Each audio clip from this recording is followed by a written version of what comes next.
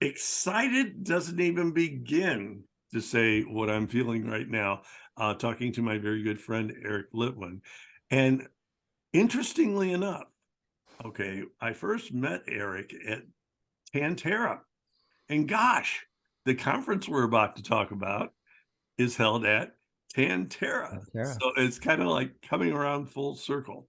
And we've had many a conversation over the years about literacy, and I admire Eric's work.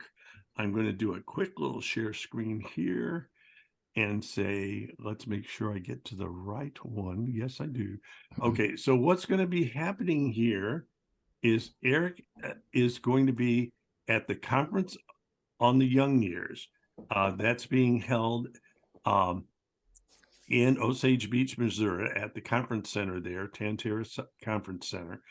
And this is the 50th anniversary of that conference. So a lot of parent educators and folks like that are coming. It just so happens, Eric, and Eric knows this, my wife is a parent educator or a retired parent educator. So she'll be coming up and seeing some of her old friends and the rest. And registration is still open, but not for much longer. So anyone that's listening to this thinking about coming to the conference, and it's centrally located and it's face to face and it has Eric, I mean, what more could you want? There is, please consider. As Eric talks today, he's going to be using this acronym. Eric is helpful. Okay. And he's going to talk all about that. So Dr. Sam here has done way too much talking. I think it's time to turn it over to Eric and ask him to start by telling us a little bit about himself. But Eric, this is a limited time thing. I know you could fill hours with that, but just a little bit about Yeah. yourself. And Okay. then he'll get into talking about his favorite thing, which is being helpful. So Eric, take it away. Thanks, Sam. And I want to say happy birthday to you. Oh, And thank you. also, I appreciate being here with you. And I'm excited that we're going to meet in person again. And it really feels like a circle. We It really met does. we met at the conference and we were talking about the reading war. And the question came up, is the pendulum swinging back the other way? And both of us kind of looked at each other at the same time and said, it just would be better if there was no pendulum. It would just be better if it stopped swinging and we just followed the research. And then since that time, you've started your blog, which I read every week and watch the videos, and I just appreciate everything you're doing. Well, thank you. Um, Thank you. I'm best known as the author of Pete the Cat. I love my white shoes, but I'm the author of the Nut series and Groovy Joe, and I've written a book, co-written it with Dr. Gina Pepin, called The Power of Joyful Reading. And really, everything I've been interested in, my focus is how to optimize early reading, and it's kind of, you see it in my books with music and movement and call and response. But it's also important to realize that reading happens throughout the whole day in our classrooms, right?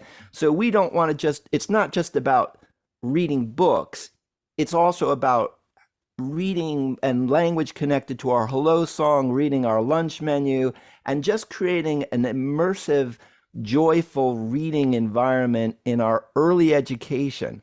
And Sam, I think both of us agree that that is so essential for many, many reasons. Oh, and you have given teachers so many wonderful resources to do exactly that. And on behalf of all the teachers, I thank you for your great body of work. And now I know you've got lots more to. This is a subject near and dear to your heart, I can tell.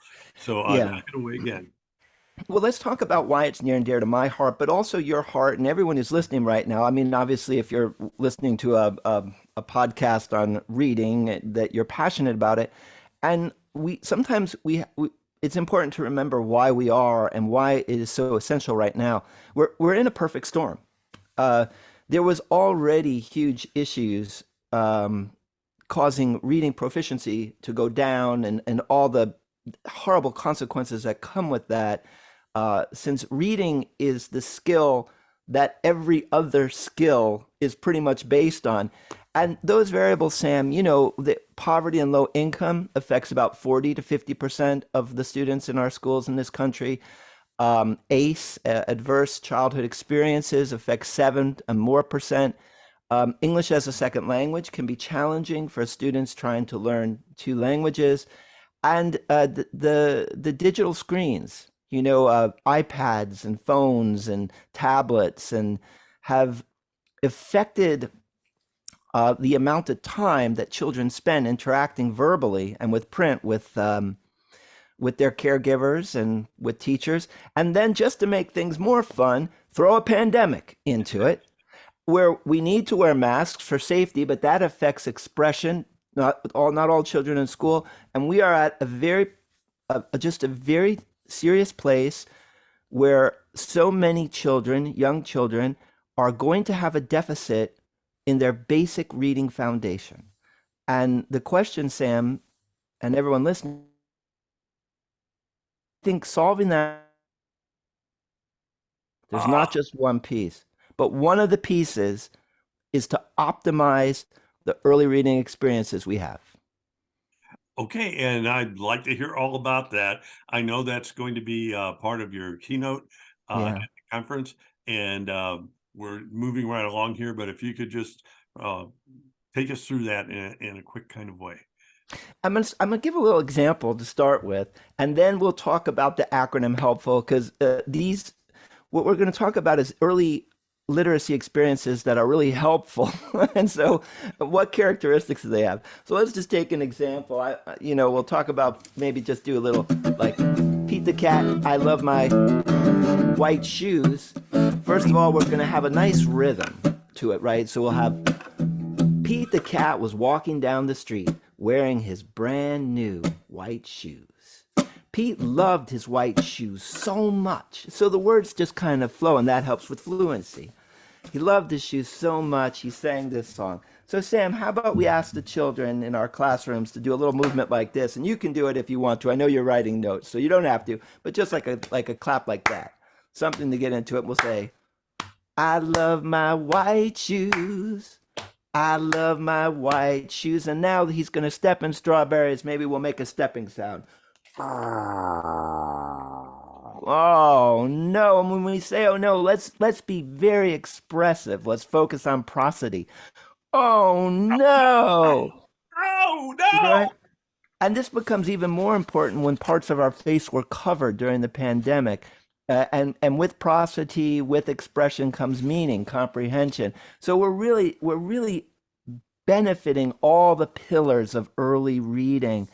And so, Sam, that's kind of the idea, right? Let's take these reading experiences, whether they're books or whether it's the lunch menu or something in math class, whatever it is.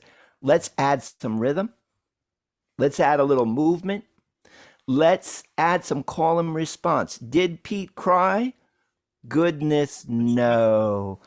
And these simple techniques optimize they optimize the reading experience. They make it so that it goes from short-term to long-term memory, and it starts to help the children really internalize these reading their ingredients, their reading ingredients that they're going to need for reading instruction when they hit first grade, and we make it immersive by doing it all day long.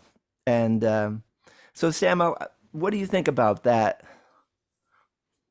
Well, you are preaching to the choir, okay? And my wife always tells me, do not give up any day jobs. But I do play the guitar and write songs sometimes. All Uh, right. so and I still recommend. I know when you did your thing with us at Tantera, you said, "Well, try doing that. Try creating some of your own stuff." And I did, and I loved it. The kids Awesome. loved it. Okay, all right. I'm not going to have any national publishers after me about it, but that experience of Yeah. making your own things, and that'll be something I'll be talking about in my own presentation Yes. about having them create their own things, and they take ownership of it. and when they do, they really get into it. So you are absolutely preaching to the choir here, and I love the sermon. And Sam, some of the points you made are one part of what we're going to talk about at the conference. Both that you said you didn't necessarily feel so confident in the beginning about singing or dancing or moving, and one of the points we made throughout that workshop all those years ago that we did that I was talking about is the children don't care. They don't care how well you sing. They don't care how well you dance, and they want to have fun. If you're having fun with them and they're involved, they're going to think you're the best singer ever and they're going to enjoy themselves. And to make it work, there are little simple techniques. Basically, a call and response could be as simple as, "Did Pete cry? Goodness, no." A song can be one line. You don't even have to worry about rhyming. "I love my white shoes. I love my white shoes." It's really easy. And the more you do it, not only is it fun, and that's why the book that I wrote with Gina is called The Power of Joyful Reading. When you do it, it appears like fun, but you're actually really you're doing something very important, which is you're helping the children develop that basic reading foundation, which is their basic awareness of sounds in words, sounds in general, um, knowing a lot of words, speaking like a storyteller, so you have the expression, the meaning, and being familiar with print. And our students need this all day long. We like to say throughout the day after day, all year long. And when you do this, when you immerse them this way, incredible things happen. So it's a beautiful thing. It's, yeah. And I've gotten to see that personally, as you well know, with some of the kids I've worked with who uh, uh, created things for you, as a matter of fact, Yeah, and they just are taking this into their heart. Man, that matters. we could keep this talk up like Yeah. forever, I know, but we want to try to keep this within our little time frame.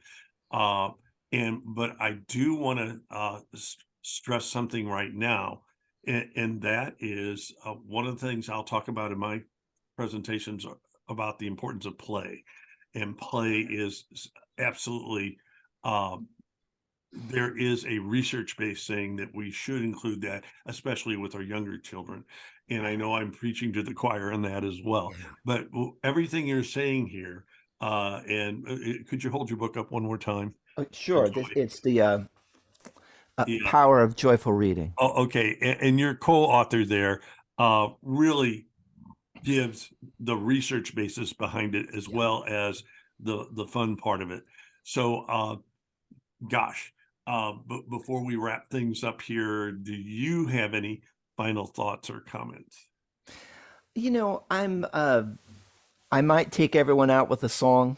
Um, Oh, I would and love that. We would and so so love that. the, and I want to comment on one thing you said. You talked about the science behind it, not just the fun. And I just want to tweak that, Sam, if I can, a little bit, Absolutely. because the fun is part of the science, right? The making reading joyful is the best way to optimize the experiences for the children. It is how we most effectively prepare them for reading instruction. And our goal here is raising reading scores, right? It's not we want to raise reading scores and have fun. We want to have fun to raise reading scores and create lifetime readers, children who enjoy reading. They are the same thing. We want to prepare children for reading instruction, and we want them to love books. And we can do all of that by making reading as engaging, as participatory, as joyful as possible. So let me take you out with a little story, and I hope to see everyone at the conference. So how about Pete the Cat and his four groovy buttons? I love it. Go for it. And this is an example, Sam, of how we can add a little, I basically, when I was a teacher, this was a math lesson, right? And you can add a little bit of reading to your math lessons, not the whole time, just a little bit. And this is how we optimize. This is how we immerse them in reading. Pete the Cat and his Four Groovy Buttons, written by Eric Litwin, art by James Dean. Pete the Cat put on his Four Groovy Buttons. So let's go ahead. Let me see if I even have that book here. Sometimes my son steals them from my collection. Well, why wouldn't he? Yes. So he put on his Four Groovy Buttons. So since we want to add a little movement to this, Sam, how about we just kind of button up our shirt like this? And we want to have expression. We want the kids to get expressive. So we look very confident as we button up our shirt. And he loved his buttons so much. How about we put our hands over our heart and we make our love face? He loved his buttons so much, he sang this song. So we'll move like this. We'll just kind of move. I call it the Metallica. Teachers who were with me in the 1980s, take a leadership role at this time, and we'll say, my buttons, my buttons, my four groovy buttons, my buttons, my buttons, my four groovy buttons. Now we'll pop, pop. And Sam, I'm going to tell you, I have had a number of parents contact me to tell me that pop was the first word their children said. And some of them were delayed speakers, speaking for the first time at 3 at 4. Pop. And that tells you something about the power of a fun word connected to literacy. So we pop, oh no, one of the buttons popped off and rolled away. How many buttons are left? 3. 4 minus 1 equals 3. Did Pete cry? Let's go like this. Goodness, no. Something like, goodness, no. Buttons come and buttons go. And the kids will say that because it rhymes. He kept singing his song. My buttons, my 3 groovy buttons. My buttons, my 3 groovy buttons. Oh, pop! Oh no! Another button popped off and rolled away. How many buttons are left? 2. Did Pete cry? You say, goodness, no. Buttons come and buttons go. Pete kept on singing his song. My buttons, my 2 groovy buttons. My buttons, my 2 groovy. Pop! Oh no! Another button popped off and rolled away. How many buttons are left? 1. Did Pete cry? We'll say, goodness, no. Buttons come and buttons go. He kept on singing his song. My button, still have my bell. Oh, my one groovy button, my button. I don't even know what button I'm on. I'm one groovy button, thank you. Oh no, the last button popped off and rolled away. How many buttons are left? 0. And what a great way to introduce the 0 concept. Did Pete cry? Goodness, no. Oh, buttons come and buttons go. Pete the Cat looked down at his buttonless shirt. Let's take a look at that. And what do you think he saw? His belly button. And he kept on singing his song. My button, still have my belly button. My button, still have my belly button. I guess it just goes to show, stuff will come and stuff will go. Do we cry? Goodness, no. We keep on singing. Sam, thank you for giving me the opportunity to talk about how to optimize early reading, how to add music and movement so that we can help create a reading foundation for all of our students. Okay, and for people that want to hear more of this, please do come to that conference in Missouri, the links are all there. And now I have one final, it's a silly tradition, but it's a Oh, I've done it before. yes, and you've done it. And thank you. You've done interviews with me before, and you know what's coming. And it is that Zoom wave goodbye. Goodbye. Oh, look at that Zoom wave. You've got that down. Okay. See you at the conference, everybody. See you at the conference.